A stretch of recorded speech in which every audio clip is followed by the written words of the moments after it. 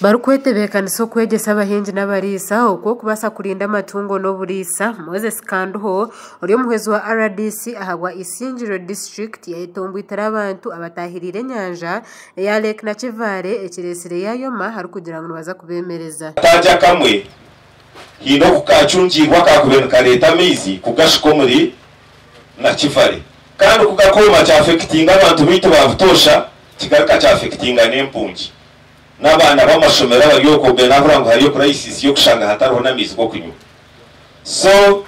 twagaruka twashanga kindi ekikomya na Kivale abantu abamwe bagiyo no bahinge busharra catchment area ebyakubena bukuma mizi bahingire bushara barugaro rwashu. Natural Resources Officer Wenje Emmanuel nagira ngo muri Isingiro n'abarisa kandi nabaterwe cyanda ekiri kuretera abatura baforoka batahirire bushara ahabo kuburwa mizi. Emmanuel nagira ngo ahabwa abahinji kuronda itakerero kweza hamwe no kuronda obunyasi kigemeseriza abahinji hamwe n'abarisa kuza Tanzania ekiretira amatungo ga rwarejwa. Tugezereho degradation ya pasture lands abo kubemutetemerwe drought care ko umushana kuguru kwaka pastures zaba consumed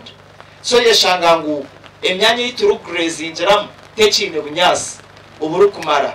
so our pasture lands have been degraded and that has caused or forced pastoral communities to migrate. In Tanzania, Uganda, Bastwara, Tanzania, they are migrating looking for pastures, they are migrating looking for water, but Bastwara, Tanzania hati Tanzania bachura Uganda enjura kandi egwire hati bagareka baziha Tanzania basigarura Uganda in a wolf migration. Unfortunately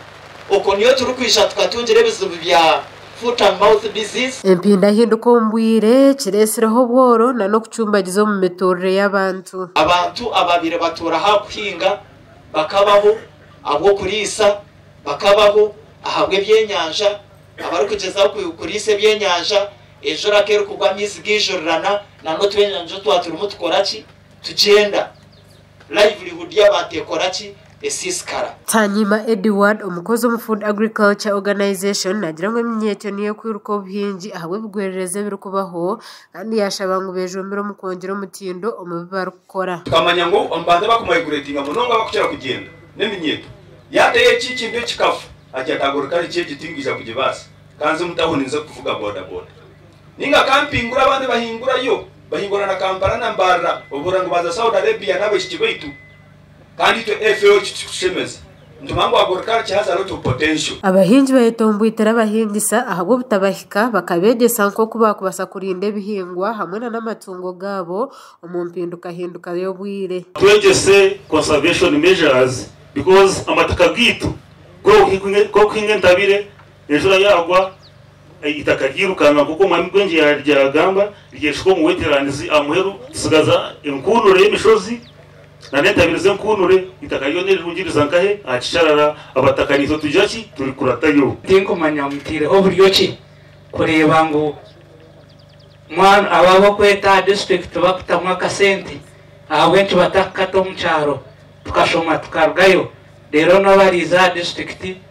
hakiza mwabako kuchere abo kuba ntato wakubarano sanga bacararo umuntu tumwebaze kamutima nagira ngo bariyo nubegese minyeto nko kuba kubasa kwejombero mbyo buhinji no burisa ubu batatisire byo buhangwa. Young people are responding because you realize it has been more about mindset change, and most of the young people we have been training here, we are taking them to National Farmers Leadership Center for mindset change training. Here we want them to understand that you do not need a lot of capital to start. You start with what is available. Gasha kwa Susan Arino Mukisa, Ahawata Yari West.